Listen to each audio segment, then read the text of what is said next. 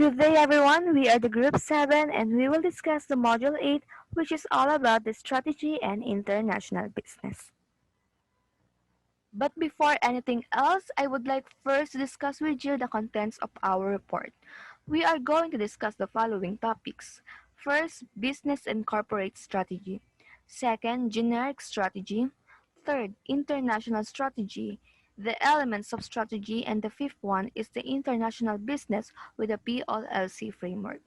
The learning objectives for this module are: understand the difference between strategy formulation and strategy implementation, comprehend the relationship among business, corporate, and international strategy. The third one is know the inputs in the SWOT analysis. But before I start, let me first introduce myself. I am Rosemary Citron and I'll be discussing business and corporate strategy.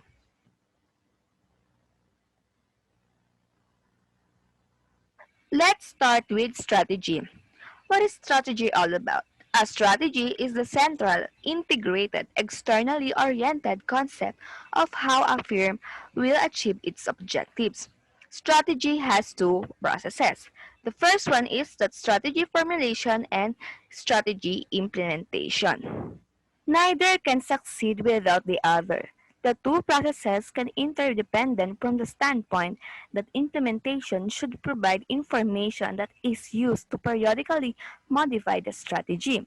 However, it is important to distinguish between the two because typically different people are involved in each process. In general, the leaders of the organization formulate strategy while everyone is responsible for strategy implementation. In the given picture, we can see that summarizes the distinction between business and corporate strategy. The general distinctions is the business strategy addresses how we should compete, while corporate strategy is concerned with in which business we should compete. Specifically, business strategy refers to the ways in which a firm plans to achieve its objectives within a particular business.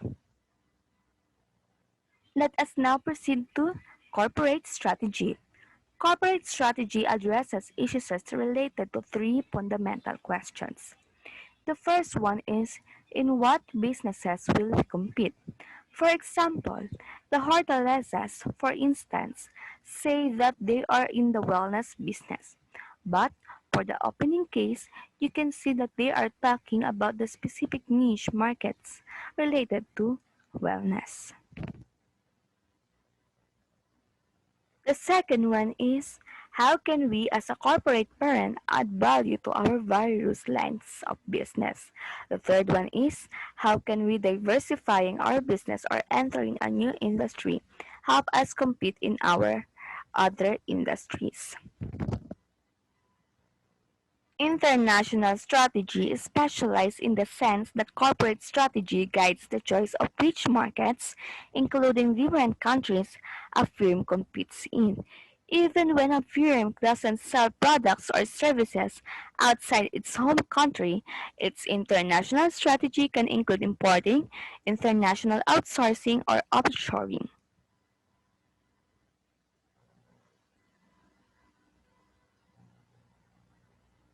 Strategy formulation typically comes from the top managers, while the responsibility for strategy implementation resides with all organizational members.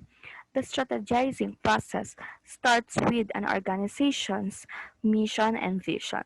A mission statement is the organization's statement of purpose and describes who the company is and what it does. Customers, employees, and investors are the stakeholders most often emphasized, but others, like government or communities, in the form of social or environmental impact, can also be impacted. Mission statements are often longer than vision statements. Sometimes, mission statements include a summation of firm's values. Organizational values are those shared principles, standards, and goals. A vision statement, in contrast, is a future-oriented declaration of organization purpose. In many ways, the mission statement lays out the organization purpose for being, and the vision statement says that On the basis of the purpose, this is what we want to become. As you can see in the picture, the strategy should flow directly from the vision since the strategy is intended to achieve the vision and satisfy the organization mission, along with some form of internal and organizational analysis using SWOT. A strategy is formulated into a strategic plan. This plan should allow for the achievement of the mission and vision. Taking SWOT analysis into consideration, the firm's management determine how the strategy will be implemented in regard to organization, leadership, and controls. Strategic planning, together with organizing, leading, and controlling, is sometimes referred to the acronym POLC. This is the framework managers use to understand and communicate the relationship between strategy formulation and strategy implementation. SWOT analysis was developed by Ken Andrews in the early 1970s.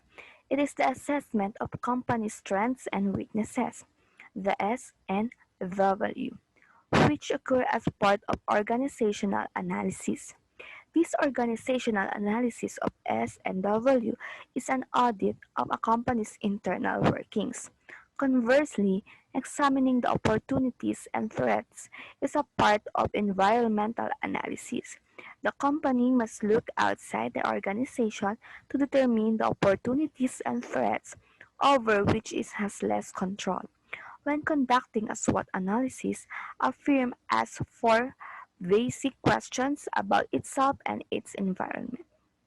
The first one is what we can do. What do we want to do? What we might do? What do others expect us to do? SWOT analysis. In summary, SWOT analysis helps you identify the strategic alternatives that address the following questions. Strengths and opportunities.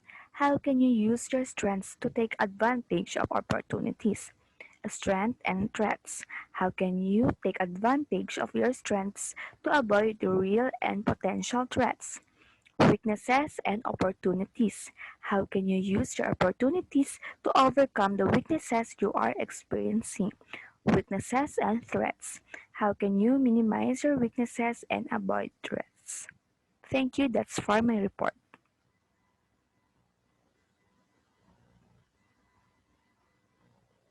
So the next topic in this module is generic strategies, which is divided into two-level strategies. And the first one is the business level strategy, wherein it is intended to provide a company with competitive advantage, and the goal is to maximize profits and return on investment by taking advantage of company strengths. So in this, business leaders needs to consider the market details to develop strategies for pricing, marketing, and fulfillment. And with the end goal of satisfying customers' needs with your product or service, use business level strategies to find your competitive advantage. So there are five types of business level strategy, and the first one is cost leadership. So what is cost leadership? The cost leadership is a term used when a company projects itself as the cheapest manufacturer or provider of a particular product or commodity in a competition. So in this strategy, it considers the cost to make the goods, transport, and deliver them to customers. The price point is further affected by whether supplies are readily available and the cost to your business to switch suppliers or vendors if their prices become too high. For example, a wooden toy manufacturer might use a specific type of wood to make company's toys. If that wood becomes unavailable from regular suppliers because of unforeseen circumstances, the cost of switching affects the bottom line and potential pricing. The second type is product service differentiation. Product differentiation is a process used by businesses to distinguish a product or service from other similar ones available in the market. The goal of this tactic is to help businesses develop a competitive advantage and define compelling unique selling propositions that set their product apart from competitors. So, when a product is not the least expensive on the market, businesses needs to find a way to differentiate themselves. Identify the features and benefits of the product or service that make it worth more money. For example, a Mercedes is more expensive than a Honda. While many buy Honda for the price and reliability, Mercedes has differentiated itself as a luxury automobile with higher standards of quality and added features. The third type is focus differentiation. What is focus differentiation? Focus differentiation focuses on developing a differentiated product for a specific market segment. An organization focusing on the differentiation strategy concentrates on a narrow customer segment, adding differentiable and customized attributes to the product. Focus differentiation takes the differentiation strategy one step further. It finds the added value of the products and services and then targets a small market niche. For example, a travel company may not be able to compete with the online travel sites for hotels and airfare. However, it might be able to target families seeking kid-friendly cruises or business travelers who needs accommodation for conferences. This type of focus differentiation helps a business define a niche where it's profitable and competing solely on price. The fourth type is a focused low cost. So what is focused low cost? Focused low cost is a strategy where business selling similar products in a given niche lower their prices in order to increase revenue and gain a competitive advantage. Instead of compromising on value or throwing already scarce money into improving a product, lowering cost is better way to attracting customers. So for this focused low cost, it is a strategy also similar to the cost leadership. The company is trying to beat competitors' prices. However, in this business level strategy, the business is focusing its marketing efforts in a specific way. This is most commonly seen when a company targets government contracts. It needs to beat competitors' pricing, but it is not trying to beat the general consumer pricing. The last type for business level strategy is the integrated low cost or differentiation. In this strategy, it involves producing low cost products with differentiated features. In this strategy, it is also about simulating focusing on two drivers of competitive advantage, cost and differentiation. In this type of strategy is often called hybrid strategy. So it combines low cost with differentiation. This model is becoming increasingly popular in global markets because it allows a flexibility in both price and added value. While it is a successful strategy for large corporations such as Southwest Airlines, executing this strategy requires finding sweet spot of price and value. In Southwest's case, it offers low-cost airfare with easy travel access to flights and in-flight perks.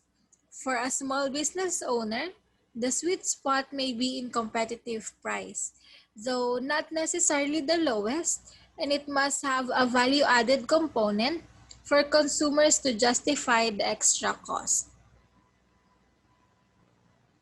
The second type of level strategy is the corporate level strategy, wherein it directs the entire organization and focuses on business unit that will allow the corporation to succeed as a whole regardless of specific market or traditions. So in this, it refers to the top management's approach or game plan for administering and directing the entire concern. They are based on the company's business environment and internal capabilities. It is also called as grand strategy. It reflects the combination and pattern of business moves, action, and hidden goals in the strategic interest of concern, considering various business divisions, product lines, customers group, and technology, and so forth. So there are three types of corporate level strategy, and the first one is horizontal scope or known as horizontal integration. So in this, its primary goal is to acquire a similar company in the same industry. Other goals includes increasing in size, creating economies of scale, increasing market power over distributors and suppliers, increasing product or service differentiation, expanding the company's market or entering a new market and reducing competition. So in this, it is another competitive strategy that companies use. An academic definition is that horizontal integration is the acquisition of business activities that are at the same level of the value chain in similar or different industries. In simpler terms, horizontal integration is the acquisition of related business. A fast food restaurant chain merging with a similar business in another country to gain a foothold in foreign markets is example of this horizontal scope. The second type is the vertical scope, which is also known as a vertical integration. So for this, other businesses choose to expand by acquiring a company that occupies a critical place in their supply chain process. These include raw material sourcing, product manufacturing, transportation, distribution, or retailing. So for this, as we have seen, vertical integration integrates a company with the unit supplying raw materials to it, or also known as backward integration, or with the distribution channels that carry its product to the end consumers, which is also called as forward integration. For example, a supermarket may acquire control of farms to ensure supply of fresh vegetable. This is called backward integration. Or a supermarket may buy vehicle to smoothen the distribution of its product. This is called forward integration. For us to understand it further, we have second example, which is a car manufacturer may acquire tire and electrical component factories. This is called backward integration. Or a car manufacturer may open its own showrooms to sell its vehicle model or provide after-sales service, which is called a forward integration. The last type is the geographic scope. A firm increases geographic scope by moving into a new geographic areas without entirely altering its business models. So for this, the geographic scope of competition is influenced by technology, taste, government, and company strategy. Locational advantages are the result of favorable factor conditions, demand conditions, and related supporting industries, firm strategy, structure, and rivalry. The firm may also choose to compete in a single market, in all market, or some combination of markets. The firm can choose the location and coordination of its activities.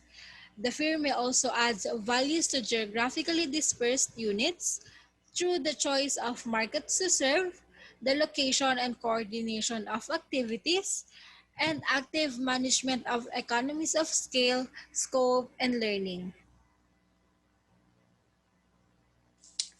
International strategies is a plan created by a company to do its business in international markets. And this There are three international strategies that firms chooses that will enable them to gain competitive advantage to their competitors. First one is the multi-domestic strategy. On this multi-domestic strategy, they maximize its local responsiveness so that they can create products and services, wherein they focuses on competition with each other country and that maximizes their local responsiveness.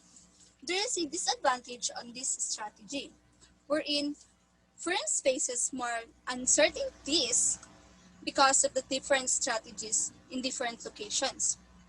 7-Eleven is an example of this. It is the product selection, payment methods, and the marketing to the values and regulations in each country where it operates. Just like in other countries, customers allows to pay their utility bill at a store. The second one is the global strategy. In contrast to a multi-domestic strategy, global strategy is more standardized rather than offer different products, wherein they sell same products and services in every country. The disadvantage of this is that it is difficult to manage because it needs to coordinate strategies and operating decisions across country borders. And also, there are differences in culture of a country. This might be difficult for them to adjust. However, some companies are successful on using this strategy. For instance, luxury goods like Gucci sells the same products in every country. Still, they are successful. Same as Nike. They are successful too, even they offer same shoes in different countries. Third one is the transnational strategy. This seeks to combine the two strategies because this will lead them into a success. Achieving global efficiency and local responsiveness is the main goal of a firm. If a particular business effectively implement this, they will have an advantage to their competitors who uses either global or multi-domestic strategy. The popular example of this is the McDonald's. They balance desire for efficiency with the need to adjust local preferences within a particular country. They are the giant fast food chain with the same core menu items worldwide, as well as the same brand name, identity, and marketing. They also adjust to other countries that has different cultures. International strategy and the local government. Firms expanding their business markets find that they must adjust their strategies to put up in local environment. International strategy needs a connection with the local government to develop both customer awareness and sophistication. Good day, sir, and to those who are watching our video presentation. Good day, everyone. I am Jesnel N. Sabundo, the reporter of the 5 elements of a strategy. A strategy is an integrated and externally oriented concept of how a firm will achieve its objectives and how it will compete against its rivals. So all the organizations have strategies and the managers must consider these 5 elements when making decisions.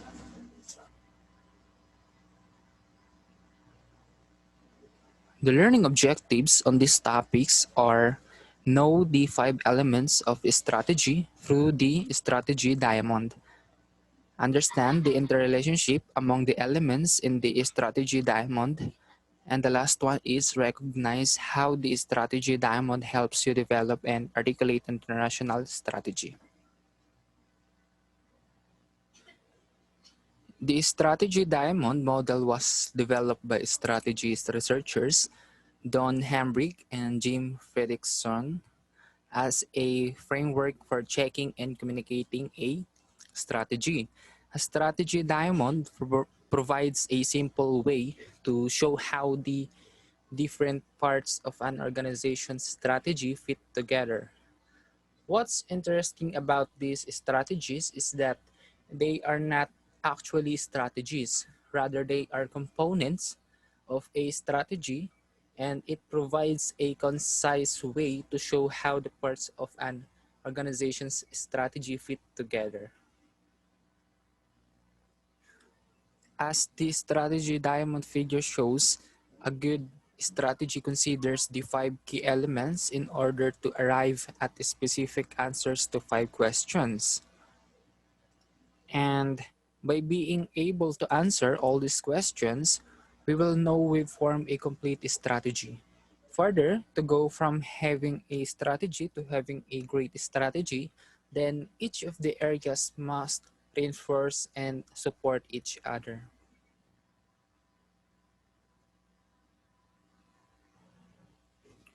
Arenas are areas in which a firm will be active. Decisions about a firm's arenas may encompass its products, services, distribution channels, and so on. It clearly tells managers what the firm should and should not to do. In addition, because firms can contract with outside parties for everything from employees to manufacturing services, the choice of arenas can be fairly narrowly defined for some firms. Differentiators are features and attributes of a company's product or service that help it beat its competitors in the marketplace. Firms can be successful in the marketplace along a number of common dimensions, including image, customization, technical superiority, price, quality, and reliability. Creating differentiators is a very important task top management should because without them, a firm may lose its market position soon. Vehicles are the means for participating in targeted arenas. For instance, a firm that wants to go international can do so in different ways. So vehicles are the means for attaining the needed presence in a particular product category, market segment, geographic area, or value creation stage. They are the result of deliberate strategic choice. Staging and pacing refer to the timing and speed or pace of strategic moves. Staging choices typically reflect available resources, including cash, human capital, and knowledge. In such cases, early wins and the credibility of certain key stakeholders may be necessary to implement a strategy. Economic logic refers to how the firm will earn a profit. That is, how the firm will generate positive returns over and above its cost of capital. Economic logic is the fulcrum for profit creation. Earning normal profits, of course, requires a firm to meet all fixed, variable, and financing costs. In analyzing a firm's economic logic, think about or think of both cost and revenues. Sometimes economic logic resides primarily on the cost side of the equation. All five facets are interrelated. When the five elements of a strategy are aligned and mutually reinforcing, the firm is generally in a position to perform well. And that is all. Thank you. Now, let's talk about the 8.5, which is managing the international business with the POLC framework. Managing the international business with the POLC framework. When carrying out a day-to-day run in a business, especially for the managers who solve problems creatively, there is a long been categorized four major functions. These are planning, organizing, leading, and controlling. These four major functions really help an entire organization or business to their daily ventures. Planning. Planning is the function of management that involves setting objectives and determining a course of action for achieving those objectives. In planning, the manager should be aware of environmental conditions, that their business might face in the near future, because planning in business is essential to success. When a company has a planning process and a plan to follow, it creates a focus for the company and unites employees towards a common goal. Plus, when everyone works together, it is easier to manage time and resources, and also to position the company for growth. There are many different types of plans and planning. First is strategic planning. It involves analyzing competitive opportunities and threats, as well as the strengths and weaknesses of the organization, and then determining how to position the organization to compete effectively in their environment. Strategic planning has a long time frame. It generally includes the entire organization and formulation of objectives. It is often based on the organization's mission, which is its fundamental reason for the company's existence. Second one is tactical planning. It is an intermediate range planning that is designed to develop relatively concrete and specific means to implement the strategic plan. Last is operational planning. Operational planning is short-range planning that is designed to develop specific actions, steps that support the strategic and tactical plans. Organizing. Organizing is the function of management that involves developing an organizational structure and allocating human resources to ensure the accomplishment of objectives.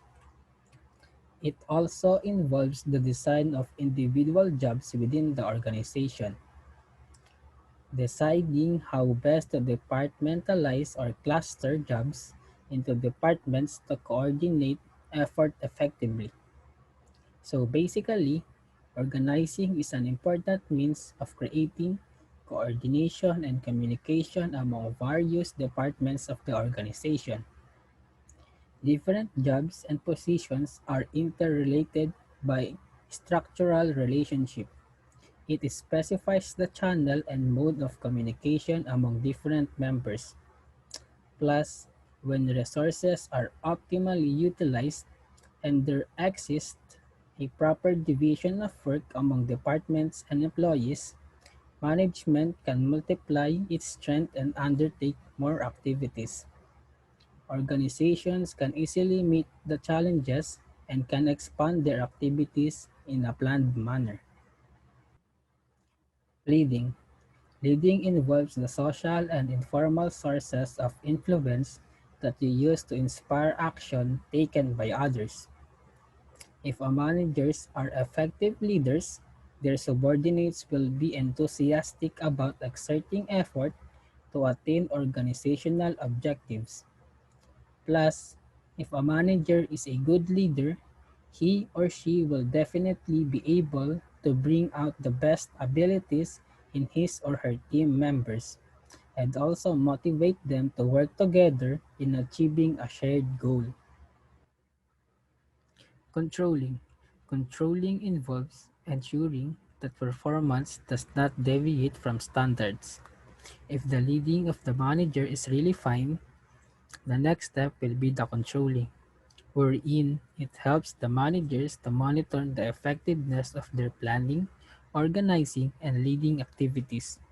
Controlling determines what is being accomplished, that is, evaluating the performance, and, if necessary, taking corrective measures so that the performance takes place according to plans. Controlling consists of three steps.